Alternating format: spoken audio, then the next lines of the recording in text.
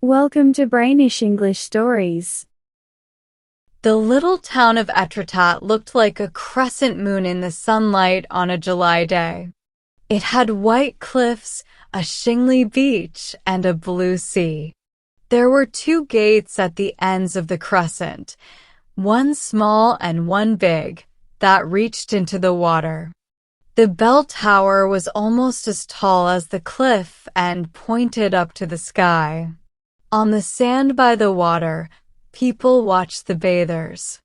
On the terrace of the casino, more people sat or walked around, wearing bright clothes and holding red and blue umbrellas with big flowers on them. Away from the busy crowd, some people walked slowly along the end of the terrace. A famous painter named Gene Sumner walked sadly beside a wheeled chair. His wife sat in it, unable to walk.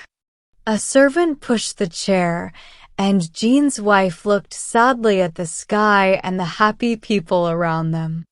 They didn't talk or look at each other. "Let's stop for a bit," said Jean's wife. They stopped, and Jean sat on a small chair the servant gave him. People passing by looked at them with kindness. They had heard about Jean marrying his wife despite her disability, touched by her love for him. Not far away, two young men were talking on a bench, looking out at the horizon. "No, it's not true. I know Gene Sumner well," one of them said. "But then, why did he marry her?" "She was disabled when they got married, right?" the other asked. "That's right. He married her, just like everyone else gets married, because he was foolish," the first one replied. "But why? Why?" "Well, my friend, sometimes people do silly things just because they do.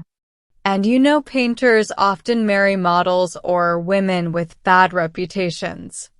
Why? Who knows? You'd think spending time with those kinds of women would make them not want to marry them. But nope. After painting them, they marry them. Read that book, Artists' Wives by Alphonse Daudet. The couple over there had a special and terrible situation. The woman pretended a lot, like it was a big drama. Did she really love Jean? Who knows? Women can be hard to understand. They're sincere one minute, then angry or tricky the next. They do things without thinking and surprise us with their actions. It's hard to know if they're honest or pretending. But, my friend, women can be both honest and tricky at the same time. It's just how they are. They're very extreme in their feelings and actions, and sometimes it's hard to tell if they're being real or not. They have tricky ways to get what they want. Sometimes it's so hard to see it coming, but then you're surprised at how easy it was for them to trick you. And they often succeed, especially when it comes to getting married. Now, let me tell you about Sumner's story. The woman was a model, of course. She posed for him. She was pretty, stylish, and had a great figure. Sumner thought he loved her a lot. It's funny how when you like someone, you feel like you can't live without them forever. But sometimes that feeling goes away. To really be with someone, you need more than just liking how they look. You need to connect with them deeply. Well, Sumner thought he was in love. He promised to always be faithful to her and cared a lot about her. She was really good-looking and acted like she knew it. She talked a lot, saying things that sounded smart. She moved in ways that caught Sumner's attention. Her gestures were just right, making her seem even more attractive. For 3 months, Jean didn't realize that she was just like all the other models. He rented a small house for her for the summer at Andresi. One evening, I was there when Jean started having doubts for the first time. It was a beautiful evening, so we decided to take a walk by the river. The moon made the water shimmer with yellow light, and everything felt peaceful. As we walked, we felt excited and happy. We wished we could do something amazing or love someone special. We were silent, feeling the calmness of the night and the moonlight making us feel good. Suddenly, Josephine, that's her name, said, "Did you see the big fish that jumped over there?" He answered without looking, "Yes, dear." But she got mad. "No, you didn't see it because you had your back turned." He smiled. "Yeah, you're right. I was too busy enjoying the moment."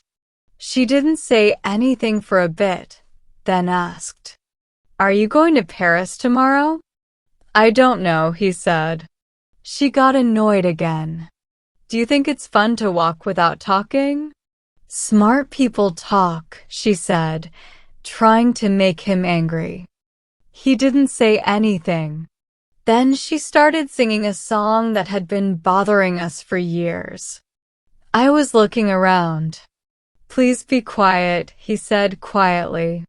"Why do you want me to be quiet?" she asked angrily. "You're ruining the peacefulness," he said. Then they started arguing.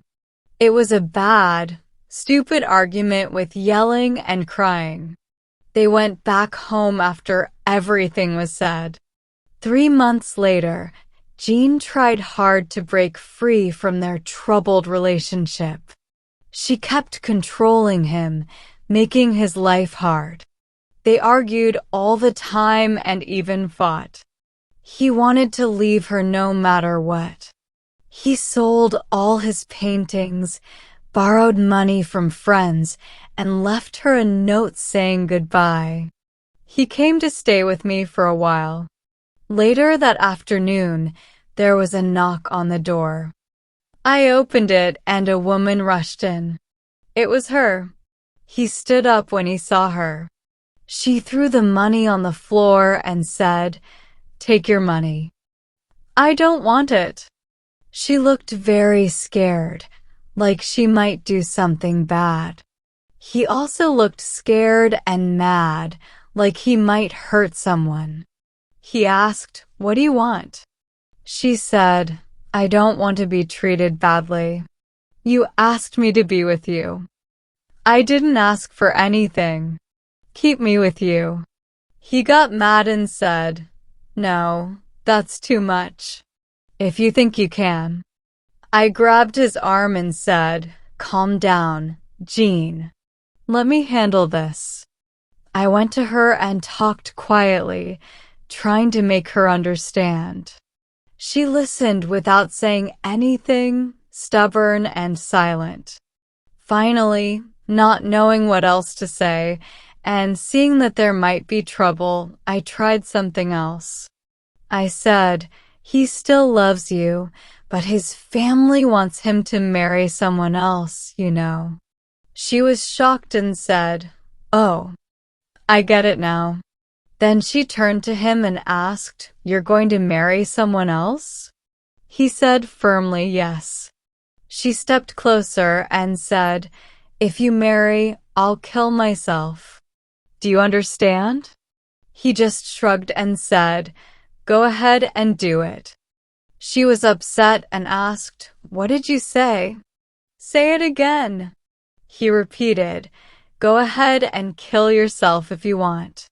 She turned pale and said, "Don't dare me. I'll jump out of the window." He started laughing, walked to the window, opened it and said, "This way. After you." She looked at him with scary, wide eyes. Then, like she was jumping over a fence, she ran past me and him, jumped out the window, and disappeared. I'll never forget how big the window looked after she jumped. It seemed as big as the sky and as empty as space. I moved back, afraid I might fall out too. Jean was shocked and didn't move. They brought her back with both legs broken. She won't be able to walk again. Jean felt really sorry and decided to marry her. And that's the whole story, buddy. It was getting dark. The young woman was cold and wanted to go home. The servant pushed her wheelchair towards the village. The painter walked next to his wife, but they didn't say a word for an hour.